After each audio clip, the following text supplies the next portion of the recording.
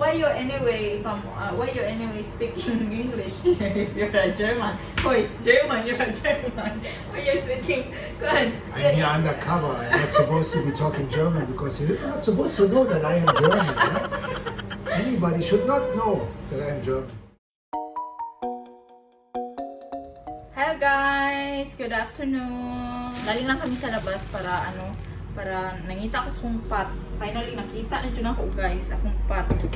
See? Yung vase para sa aking tanim ba, dalawa nang kinuha ko kasi dalawa na lang natira. Tapos kailangan ko siya sa another plant ko. Makabalik kami sa IKEA, bili ako ng snake plant ulit. Ayan, pala.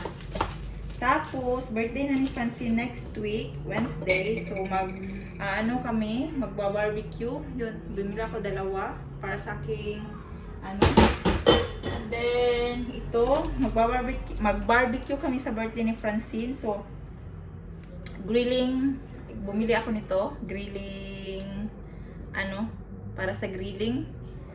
Ayan, dalawa, pang chicken at pang pork. And then, alam nyo ba guys, nagkakita akong okra dito sa akong gipalitan sa vase. Ayan, nalipay kay ko kita kong seed sa okra. Diba, nagtanim ako, tapos hindi siya tumubo. So, I hope tutubo ito para makakain ako ng okra ulit this year. Then, it's sabi dito, imo siyang itanom from June until September. So, yan. Tatanim ko yan. It costs, ewan ko kung ilang seeds dito ang andito. I think only, hindi ko alam kung ilang seeds ang nasa loob. Pero hindi ko muna siya tatanggapin.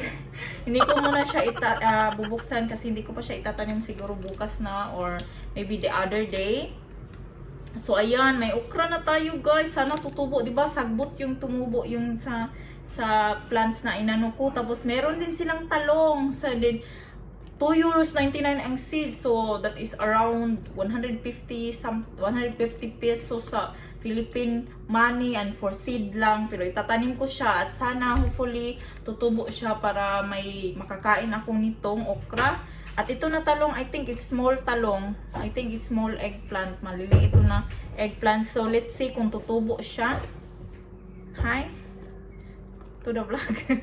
So, you see that? It's an eggplant, but it's small ones. That is same within Philippines. There's no value inside. It's not blown up, no? Like the big Yeah, ones. but the big ones, I hate eating that because it's too lumpy and it's so hard to cook. But this one is yummy to do what is that?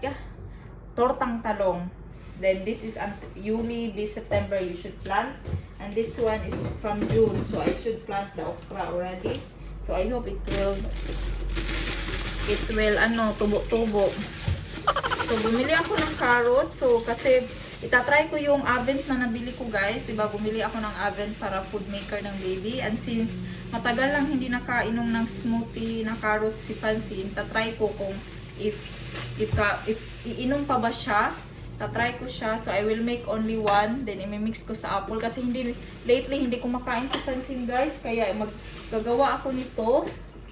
Put away ko lang siya para natin mahugasan. Tsaka natin itlagay sa Tapos may mask para na sa baby. €4.99 ang mahal. Then bumili agad kami para sa Roman salad. Ayan. Frank will, I think will help me putting away stuff. Onions, red onions. And then, mayroon tayong dalawang pasta.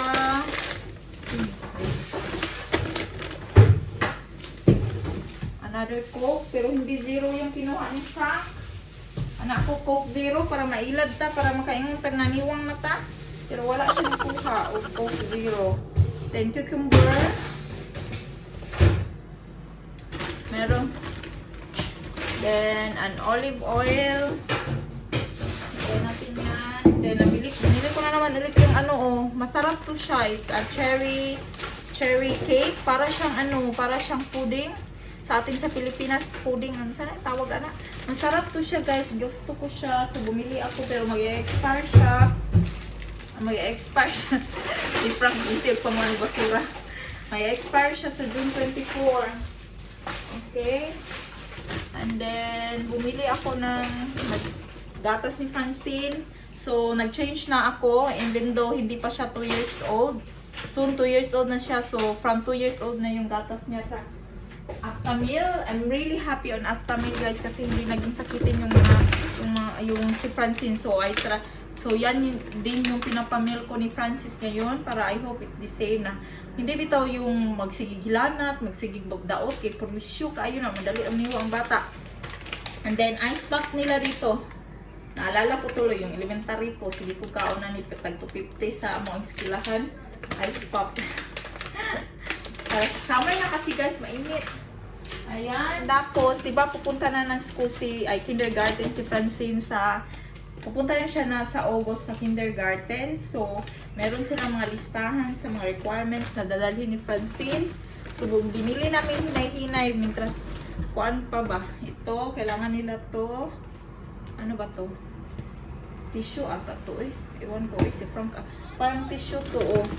Tapos, yung toothpaste, Elmex yung ano nila, gusto na toothpaste yung isa para sa school, sa kindergarten, para isa para sa amin. Kasi wala na siyang toothpaste. And then, meron tayong, mili si Frank ng ano, yung shower gel niya at spray niya. Playboy na, 2X ba to? 2X. Playboy na ano, na spray and body wash. And then, ang gamit lagi na, pinapagamit ko lagi na ano, na lotion ni Francine since she was newborn. Since before, Sebamed, kasi hirap hanapin dito ng Cetaphil guys. Cetaphil sana yun, pero ang hirap niyang hanapin. So, I got this one, Sebamed. Maganda yan siya sa skin sa bata. And then, meron tayong toothbrush. Meron silang mga exact brand talaga na inaano sa require sa kindergarten. So, that's why naano na namin, hinay-hinay namin require guys ba, pag comply sa mga kinanglanon. Then, I got a new brush kasi luma na yung bottle brush ko. And then, we have bean bags. 2 bean bags kasi yung bean bags na pinili ni Frank paliit. And then, sugar powder, kasi magbe-bake ako ng cake ni Francine siguro by Tuesday, Wednesday yung birthday niya. So, Tuesday, magbe-bake na ako ng cake sa kanya. Let's see. Mag-ano lang ako sa birthday niya, guys. Magbe-bake lang ako ng cake at siguro at cupcake din. And then, siguro, tapos mag-barbecue lang kami. Kasi kami lang eh. So, then I have 3 butter para sa cake niya. And then, a butter for our bread. Ito yung gamit namin. Masarap to siya. And then, sugar. Bumili ako ng sugar para sa baking. Kailangan ko to siya sa baking. Ang sugar. And another, why? How come it's only one? This one? Because you only got one and Yeah? she got one sugar. Flour.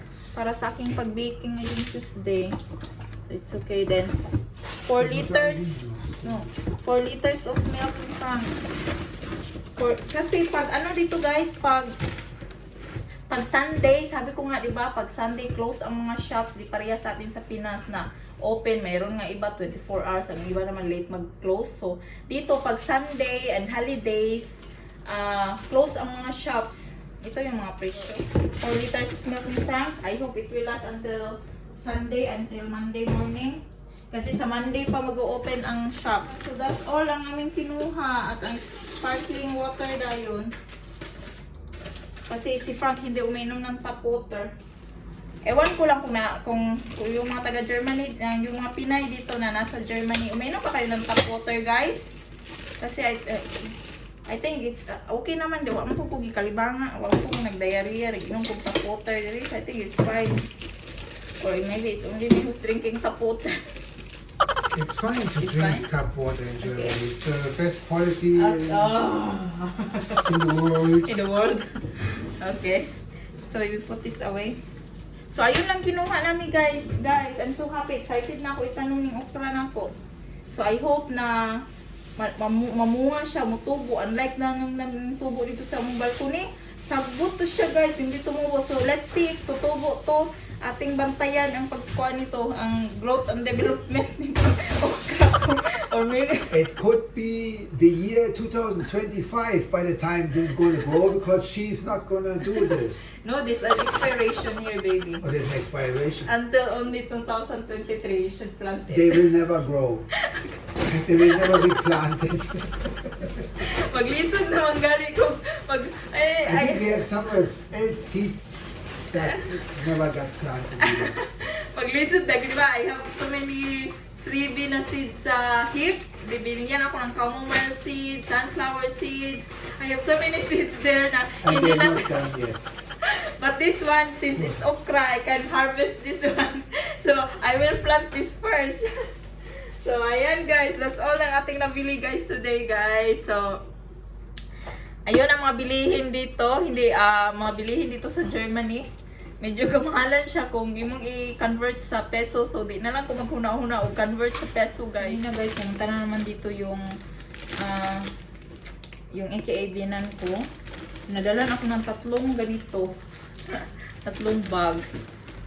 Tagsa sila ni Ella, Francine, o Vanessa. Laman niya is notebook nila dito. College book. You need this, right? Yeah. This one, yeah. I take that out. And that, what is this? Notebook. Pero hindi naman ito magagamit ni Francine. Tapos, what's wrong, be? Come on, be. Say hi, be. That's for Francine. Bahin ni Francine. Ayan, ang ilang kuha ganun sa ilay. Kuha na nila. Cupcake. Mamon, babag mamon style. You want carrots? This one? Or you want this one, the grapes? No. Which one do you want? No. What? Carrot? This one? Today. You want this? Wash today. Should I wash? Okay, I wash it. Gaduka na. Galangi ni guys kay gaduka. Gaduka. You want that one? So guys, nagluto ko panihapon na mo guys. Wala city na better gikapoy. Ko ay lami kayo mo. Gusto ko na lang sana ba mahiga. Pero since meron tayong mga sakop na papakainin, nagluto na lang talaga ako guys. And since gusto to ni Frank, carrots to siya guys. Hindi ko miniksa ng kahit anong meat. Tapos nilagyan ko lang siya ng egg para mag-stick sila together. Then a bit of flour, then onion, garlic. Ayan na siya. Carrots na turutang carrots. Ganahan si Frank kasi kanang siya allergy sa carrots pero pag inganaon di makakaon siya ba dili siya magka-allergy. Tapos magprito lang din kong bacon para sa mga bata kay di man kayo nilabet ni. Pritoon ako ning tulo. Aigo na guro naman ning tulo. Tapos fried rice na pag ko. Ang akong mahiwagang fried rice. Dili na lang ko na kong rice, jasmine rice na pero may bahaw ko guys ba. Leftover na rice. So, lulutuin ko siya para dili siya masayang. And since ayaw ko naman kasing lutuin siya na ayaw ko siyang lutuin na ayaw ko siya ipaimabaw sa yung ilagay mo, i-mix mo sa bagong luto kasi feeling ko madaot yung daan ba. Yun din si Francine, natulog na siya. Sa'yo kaya natulog si Francine na knockdown kay grabing kiat all day. So, ayun, nakatulog na si Francine. And si Francis nasa opisina naman ni Frank. Nandun si Frank, nagbabantay kang Francis. So, luto muna tayo guys ha. Guys, nagkatawa ako, naghuna-huna rin kaya na-remember na ako ba, diba, nung nagluto ako nito, naalala niyo ba itong nagluto ako nito first time? Ito pala yung suot ko ato, no? Hala! Summertime yun. So, 1 year na almost hindi kami nakakain hindi ako nagluto ng ganyan kasi pa nabuntis ako, naging matamad ako. So, ngayon ako nakaluto ulit. And same clothes pag yun. Dahil para talagang tinadhana. Kasi next year, magluto na po ko, wala pa uniform. May uniform para, yung morning uniform para magluto o carrots. Kaya wag ba kabuang, Guys, meron palang nag-comment sa video ko. Nagtanong siya, mainit. Ginauto, init. Hilig kini, ampay raban nila ng init kay magpakuan. Diba, na-open ko yun kanina, pero si Francine kasi nag-ano na kanina, nagaliwalas na. So, may nagtanong, bakit ko daw hindi din kinakausap ng Deutsch si Francine? Pasensya na guys, hindi pa kasi ako nakakapagsalita ng Deutsch.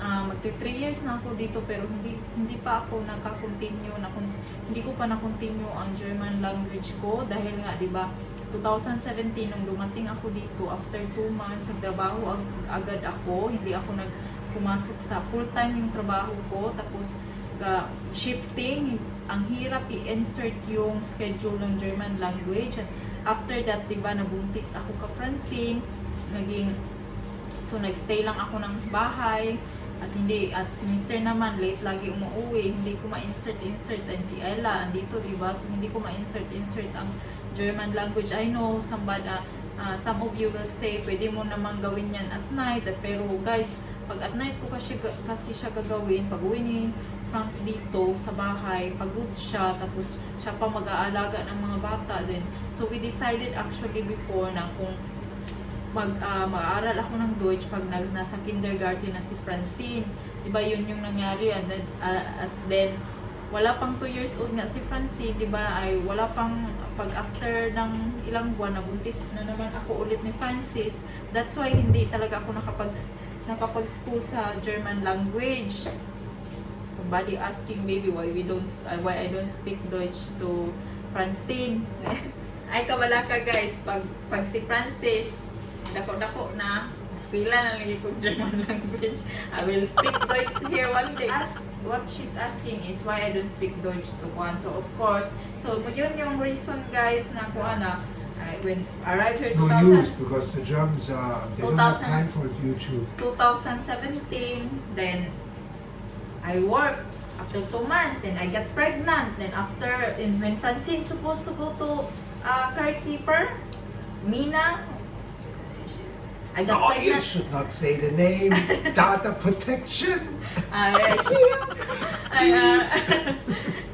got pregnant. Oh, saan na biskwela ko niya, COVID-19. Oh, there's a change. Yeah. Because I was pregnant and then trying to go to school pregnant. But now we have COVID-19. Oh gosh. Yeah, schools are You're so closed. lucky. You're so lucky. Unlucky. So that's why I don't go and speak Deutsch. Pasensya na guys. Sorry if I don't speak. Don't worry. You should speak Deutsch to Francine. Deutsch. He should speak Deutsch because he's all. Why you anyway speaking English if you're a German? Wait, German, you're a German. Why you speaking? Go on. I'm here undercover. I'm not supposed to be talking German because you're not supposed to know that I am German. Right? Anybody should not know that I am German. Yeah. And you know what? I noticed in the video when I cook these carrots before, this is the dress I wear. Seriously? And you know, Jesus Christ. and you know, it's the uniform for that video. Then I realized that I have the same clothes again using this. It's almost a year then, huh? Because it's summertime. That should not happen. You should always have different Yeah, clothes on. Oh shit! Since she is pregnant all the time, she has no time to go shopping. This Corona also, you can shopping online only. That's yummy. I would like to have some. Can I take some to my office? No, because this is already. We budget already for our dinner. It doesn't look yummy when it's not cooked, right? But this is yummy. Camiro's specific. Is this not bad yet? No idea. It's not I don't 1 know. month yet. Uy. I don't like when milk is frozen and then to drink that again. Mmm. Just be careful that you don't spill it. It's not going to go out of your clothes. It's yummy. Yeah. Mm. Should I try? Mm. Maybe I take it all then, huh, if I like it. I don't wanna be full actually because I want to eat rice. Di pa ako kumain ng rice since this one, guys. I only ate bread this morning. That's our breakfast is around 11. And this is our next meal now. Diet, maniwang, hindi ko ano ba?